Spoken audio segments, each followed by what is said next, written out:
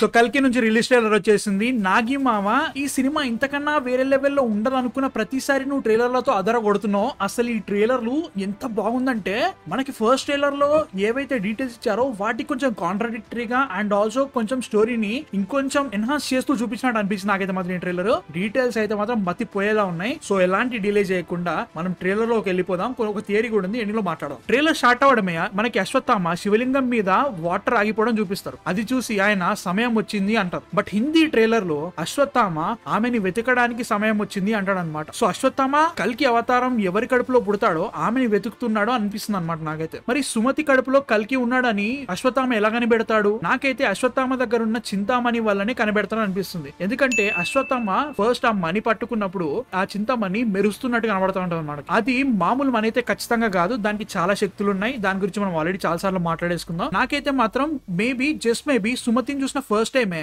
ఆ మణి మెరుస్తుంది అనుకుంటున్నాను అయితే మాత్రం. దాన్ని బట్టి అశ్వత్థామ సుమతి కడుపులో కల్కి పుడతాడు అని చెప్పగలుగుతాడని నేనైతే అనుకుంటున్నాను. ఎందుకంటే నెక్స్ట్ చెప్పే ఈ డైలాగ్ లో భగవంతుడి కల్పన సమస్త సృష్టి ఉంటుందంటాడు.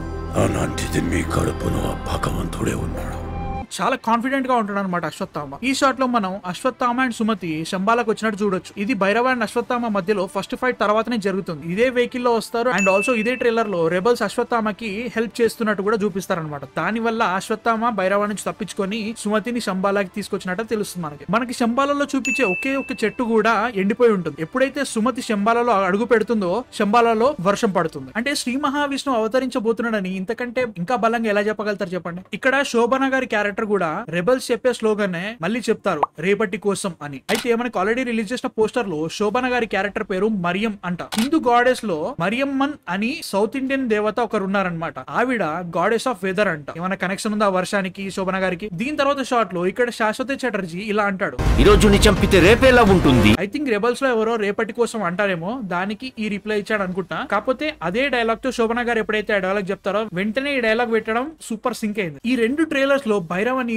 చాలా సెల్ఫిష్ గా చూపించారు భయ్య. ఫుల్ ఆన్ యాంటాగనిస్ట్ రోల్ లో చూపించారు అనమాట. అంటే టోటల్లీ నెగిటివ్ సైడ్ లో చూపిస్తున్నారు. కాంప్లెక్స్ లోపలికి వెళ్ళాలని చాలా బలంగా డిసైడ్ అయ్యాడు. దానికి కారణం ఏమై ఉంటది? ఖచ్చితంగా ఏదో దాచిపెడుతున్నారు మనతోటి. నాకైతే ఒక థియరీ ఫామ్ అయింది, అది ఈ వీడియో ఎండింగ్ లో చెప్తాను. సో లాస్ట్ వరకు చూడండి. మనకి ట్రైలర్ లో మల్టిపుల్ టైమ్స్ చూపించినట్టే శంబాలలో Ashwatthama versus Bhairava second fight కూడా ఉంటది అనమాట. ఫస్ట్ ఫైట్ లో భైరవ ఓడిపోయి ఉంటాడు, అందుకే సెకండ్ ఫైట్ మళ్ళీ జరుగుతుందని నాకు అనిపిస్తుంది అన్నట్టు. ఫస్ట్ ఫైట్ లో భైరవని కొట్టడానికి అశ్వత్థామ ఏకంగా ఒక పెద్ద కాంక్రీట్ స్లాబ్ తీసుకొచ్చి కొడుతున్నాడు. వాయమ్మో ఏంద్రా బాబాది. అక్కడ భైరవ అశ్వత్థామని గాల్లో తన్నగానే పాస్ట్ లో ఎవరో అశ్వత్థామని తన్నినట్టు చూపించారు. అది కురుక్షేత్ర యుద్ధం తర్వాత అండ్ అశ్వత్థామ ఉప పాండవులను చంపిన తర్వాత ఆర్ మేబీ బ్రహ్మాస్త్రం వదిలాక పాండవుల్లో భీముడు అశ్వత్థామని కొట్టినట్టు అనిపిస్తుంది నాకైతే మాత్రం. మేబీ కృష్ణుడు కూడా కావచ్చు, ఎందుకంటే ఎప్పుడైతే బ్రహ్మాస్త్రాన్ని వదులుతాడో శ్రీకృష్ణుడు తనకి పట్టలేనంత కోపం కనబడుతుంది అనమాట మనకి. అట్లా కూడా కావచ్చు ఏమో తెలియదు మనకి. ఇంకా భీముడే ఎందుకు అంటున్నా అంటే పాండవుల్లో భీముడికి మాత్రమే అలా ఏనుగుని కూడా నూకేసేంత బలం ఉంటుంది. ఆర్ కృష్ణుడు దేవుడు కాబట్టి ఆయన కూడా చేసి ఉండొచ్చు. బట్ స్టిల్ నాకైతే మాత్రం భీముడే అనిపిస్తుంది. ఈ షాట్ లో కూడా మనం చూస్తే అక్కడ భీముడి ఆకారం ఉన్నట్టు అనిపిస్తుంది నాకైతే మాత్రం. మీ థాట్స్ ఏంది నాకు కింద కామెంట్స్ లో చెప్పండి. అండ్ ఆల్సో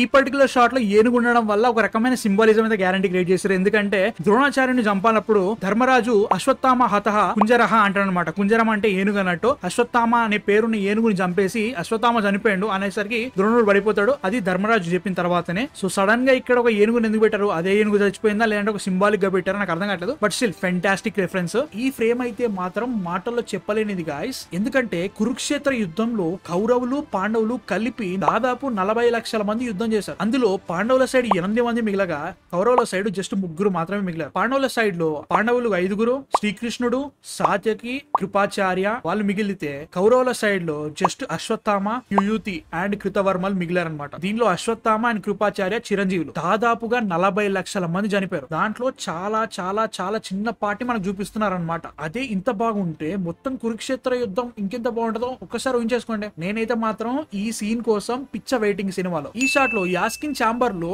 వేరే బాడీస్ ఉన్నట్టు కూడా చూపిస్తారు. టోటల్ గా 5 or 6 అనుకుంటున్నా, ఎందుకంటే వీళ్ళు డోర్ నుంచి వచ్చారు కాబట్టి అది డోర్ అనుకుంటే 5 బాడీస్ అనిపిస్తుంది నాకైతే మాత్రం. నాకు ఎందుకు ఆ బాడీస్ అన్ని యాస్కిన్ వే క్లోన్స్ అనుకుంటున్నాను నేనైతే మాత్రం. ఎందుకంటే అతని బాడీని చూస్తుంటే తుమ్మితే పోయేలా ఉన్నాడు ముసలోడు. ఇన్స్టాగ్రామ్ లో మన సబ్స్క్రైబర్ ఒకరు యాస్కిన్ కూడా అవతార్ సినిమాలో లాగా సింథటిక్ బాడీస్ ని యూజ్ చేయొచ్చు కదా అని అడిగాడు. మేబీ అది ఆల్రెడీ యాస్కిన్ ట్రై చేస్తున్నాడు చేస్తున్నాడు అనుకుంటున్నాను నేనైతే మాత్రం. అది వర్కౌట్ కాకనే ఈ ప్రెగ్నెన్సీ ప్లాన్ వేసాడని నేనైతే అనుకుంటున్నాను. అండ్ లాస్ట్ థియరీలో నేను చెప్పిన థియరీలో చిన్న చేంజ్ అయితే చెప్తాను. యాస్కిన్ కొత్తగా పుట్టే పిల్లల్లో తన కాన్షియస్నెస్ ని పంపట్లేదేమో, ఆ పుట్టే బిడ్డల్లోంచి ఎనర్జీని తను తీసుకున్నట్టు అనిపిస్తుంది నాకు ఎందుకు. ఎందుకంటే ఇదే ట్రైలర్ లో ఒక ప్రెగ్నెంట్ లేడీ కడుపులోంచి ఏదో ఎనర్జీ తీస్తున్నట్టు ఉంటది. అదే కావచ్చేమో తెలియదు నాకు. మిగతా సినిమాలు చూస్తే మనకు క్లారిటీ అయితే గ్యారంటీ వస్తుంది. ఈ యాస్కిన్ చుట్టూ ఉన్న బాల్స్ చూసిన వెంటనే నాకు గుర్తుకొచ్చింది మాత్రం ఖచ్చితంగా ఓబిటో భయ్య. ఎందుకంటే 10 Tails జింజురికి కాగానే ఓబిటోకి చుట్టంతా బ్లాక్ హోప్స్ అయితే క్రియేట్ అయిపోతాయి అనమాట.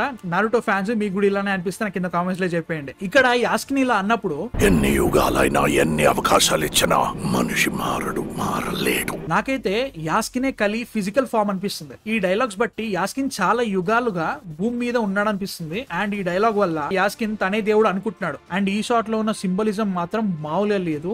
కలికాలంలో హోప్ అనేది ఉండదు అని, ఉన్న అతి చిన్న హోప్ ని కూడా ఇలా తొక్కి చంపేస్తాడు కలి అన్నట్టు చూపించారు. అండ్ వెంటనే ఆ సాంగ్ వచ్చింది. ఎంత మీనింగ్ ఉందో ఆ లిరిక్స్ లో. చీకటే చాలదా ధర్మముకే బాటరా, మాధవ రావుగా మరిచితివేమో మాటని, ఇది కాదా కలికాలం, ఇక చాలి పెనుశాపం, పెరిగేనా మహాపాపం, సరిపోదా కరవేదం. అసలు దీంట్లో మల్టిపుల్ మీనింగ్స్ ఉన్నాయి. చాలా అనిపించింది. ధర్మాన్ని నిలబెట్టడానికి ఈ మాత్రం బాట చాలదా నీకు, ఈ మాత్రం అన్యాయం చాలదా నీకు. మాధవ అంటే ఇక్కడ శ్రీ మహావిష్ణువు కావచ్చు, మేబీ కృష్ణుడు కూడా కావచ్చు, ఎందుకంటే లాస్ట్ అవతారం అదే అంటారు, ఆర్ కల్కి కూడా కావచ్చు అనమాట. నెక్స్ట్ అవతారం అదే కాబట్టి. ధర్మం దారి తప్పిన ప్రతిసారి మళ్ళీ అవతరిస్తానని మాటిచ్చావు కదా, మర్చిపోయావా ఆ మాట, అందుకే రావట్లేదా. నువ్వు కలియుగంలో అవతరిస్తా అన్నావుగా, మరి కలియుగం వచ్చేసింది, నువ్వెక్కడ. ఇక్కడ పెనుశాపం అనే వర్డ్ 2 రకాలుగా వాడిననిపించింది నాకైతే మాత్రం. అశ్వత్థామ తను చనిపోయేంత వరకు ఉన్న శాపం, అండ్ ఆల్సో కలియుగంలోని ప్రజల జీవితాలు కూడా ఒక పెద్ద శాపంలో మారిపోయాయి కలి వల్ల. అలా కూడా మీనింగ్ తీసుకోవచ్చు మనం. నిన్ను రమ్మని మేము ఎంత వేడుకున్నా గానీ మా ప్రార్థనలు సరిపోవట్లేదా నీకు అని మీనింగ్ అయితే నాకు అనిపించింది.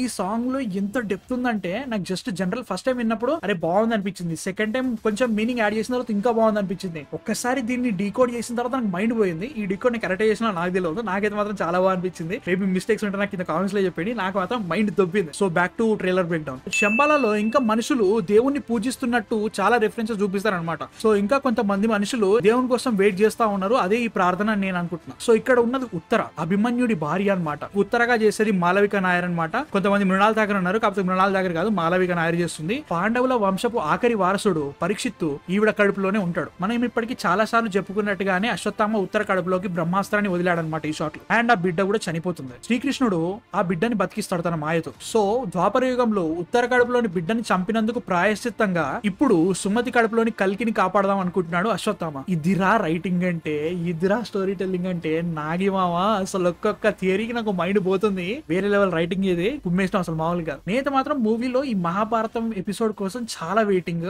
ఎందుకంటే చాలా వెయిట్ ఉన్న టాపిక్ అనమాట. దాని వల్లనే టోటల్ అశ్వత్థామ క్యారెక్టర్ అంతా బిల్డప్ అయి ఉంటది. దాన్ని ఇంకెంత బాగా చూపించారు అనే దాని మీద మాత్రం నాకు చాలా ఎక్సైట్మెంట్ ఉంది. మనం ముందు మాట్లాడుకున్నట్టుగానే ఇక్కడ ప్రెగ్నెంట్ లేడీస్ పై ఎక్స్పెరిమెంట్స్ ఆర్ బేబీ ఎనర్జీని తీసుకునే పనిలో ఉన్నారని చూపిస్తున్నట్టు నాకైతే అనిపిస్తుంది. అక్కడే సుమతి ఉండి చూస్తుంది. దీని తర్వాతనే తను రియలైజ్ అయి పారిపోతుందేమో తెలియదు మనకి. ఈ షాట్ గమనిస్తే మనకి గ్లిమ్స్ లో కన్నా చాలా డిఫరెంట్ గా ఉందన్నమాట. దానిపై నుంచి ఇంకొక డోర్ కూడా పడింది. గ్లిమ్స్ ప్రీవియస్ ట్రైలర్ ఇప్పుడున్న ట్రైలర్స్ కి మధ్యలో చాలా చేంజెస్ అయితే జరిగినాయి. సో థియేటర్ కి వెళ్ళిన తర్వాత ఇంకెన్ని చేంజెస్ అయితే చూడాలి నిజంగానే. సో ఈ షాట్ లో నాకెందుకో రైడర్స్ అండ్ కాంప్లెక్స్ వాళ్ళు ఆడపిల్లల్ని తీసుకొని పోయే షాట్ అనిపిస్తుంది. సో ఫైనల్లీ బుజ్జి ట్రాన్స్ఫార్మ్ అయ్యి వచ్చింది భయ్యా, మామూలుగా లేదు.